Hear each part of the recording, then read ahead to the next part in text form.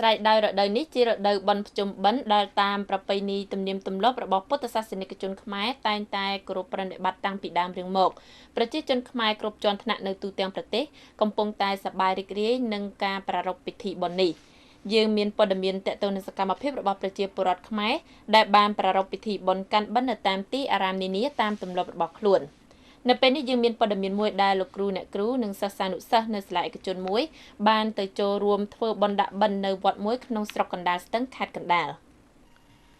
វិទ្យាស្ថាននិងសាលារៀនអន្តរទ្វីបអាមេរិកកាំងរួមជាមួយលោកគ្រូអ្នកគ្រូបុគ្គលិកគ្រប់ផ្នែកនិងសិស្សានុសិស្សជាង200នាក់